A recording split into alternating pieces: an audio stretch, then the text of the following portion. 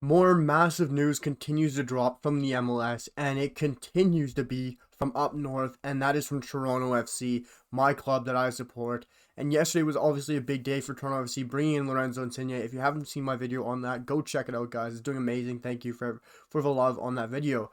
But today is even bigger for Toronto FC once again, with more rumors about more Italian footballers, and it is Euro 2021 winner Andrea Belotti, the striker from Torino. His contract is actually up at the end of the season, and it looks like Toronto FC are really pushing to get Andrea Belotti and to sign him alongside Lorenzo Insigne and another Italian, which I'm going to talk about in a couple minutes. And I really can't believe this. Of course, if you look at Andrea Belotti, he's been rumored to leave Torino for so many years. It's been multiple years he's been rumored away. Zenit's been involved, Zenit St. Petersburg. And for me, with his contract running down, it is really fair game for anybody. For me, I can't believe he's not staying in Serie A, playing in his native country in Italy, still an international, still playing at a top level. And I think he's a quality footballer. He's at the top. And I think he could easily stay in one of the top 5 leagues in Europe. And for me, why doesn't he want to go to like Fiorentina? Why doesn't Fiorentina want him? Vlahovic is probably going to leave, more than likely, not this January, but Vlahovic will leave next summer. Why doesn't Fiorentina go out and get Andrea Belotti and sign him as the replacement for Dusan Vlahovic? And I think that'd be a perfect suit. But for some reason, we've always seen Belotti being rumored with like Zenit St. Petersburg or clubs away from Italy, and that's always surprised me.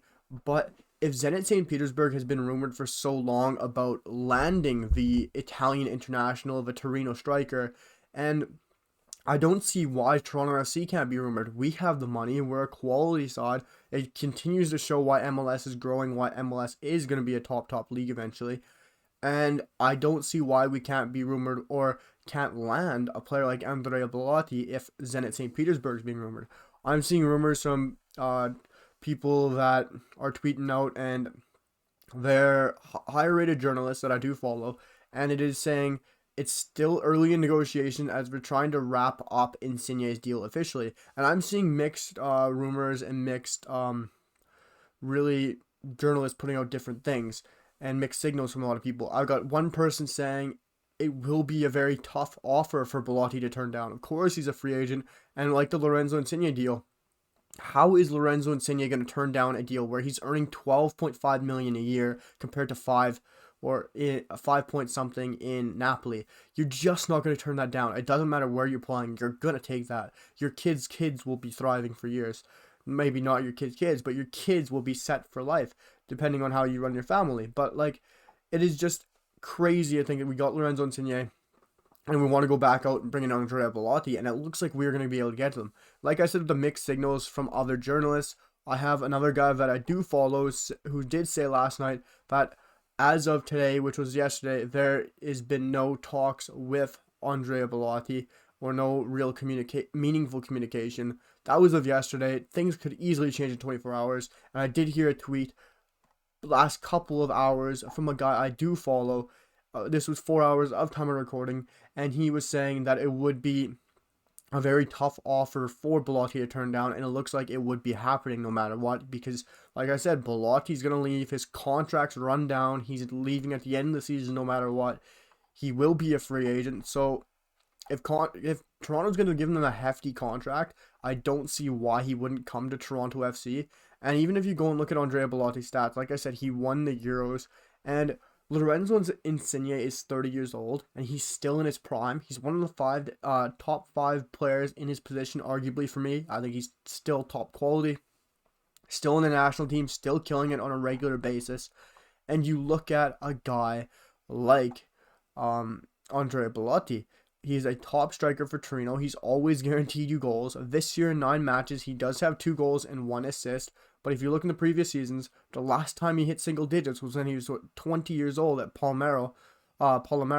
And since then, ever since joining Torino at the age of 21, he is guaranteed at least double-digit goals. Last year, he had 13 goals and 6 assists. 16 goals and 3 assists. That was in 2 seasons where Torino came 17th and 16th.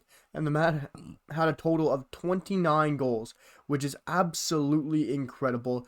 And I don't know how he's done it and hasn't had a bigger move or a bigger switch since his contract's coming down. And it's incredible to think that he's done this.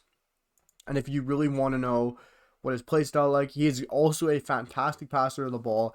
And at playing those through balls, getting on the end of them, his finishing from distance, his finishing up close is phenomenal.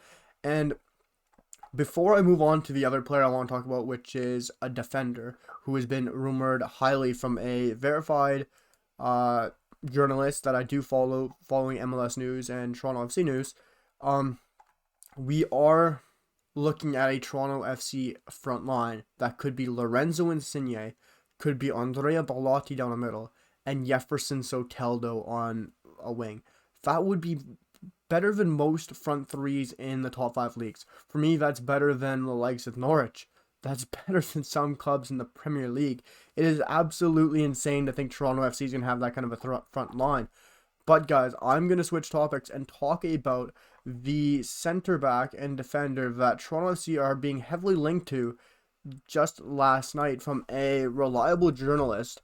And I am very surprised, and I think it would be a great transfer for Toronto FC, and that is Domenico Criscito. The defender is currently playing for Zenit, but is with Genoa. He is 34 years of age, and he is a center back slash right back slash left back. He can play anywhere on the back line. And Criscito is 34 years old, but right now he has 15 games played for Zenit St. Petersburg, and he has 5 goals and 1 assist in 1,200 minutes. That is phenomenal. He's a great tackler and great at pressing up the pitch and winning the ball back. He is amazing with progressive carries, and his progressive passes are phenomenal. If you want to look at people he's compared to, the likes of Hermoso, Klosterman, if you're a Premier League fan, Ben White, and if you want to look at what he has done, right now he's with Genoa, and he is doing fantastic, and he has been doing so good this season, and he continues to do it on a regular basis. And I know some people might not want likes of Criscito being the age of 34, but I saw a tweet from an MLS page, a transfer page that I do follow, and they were wondering, well, they're saying I'd pass on Domenico Criscito, and I was questioning, why would you pass on Domenico Criscito?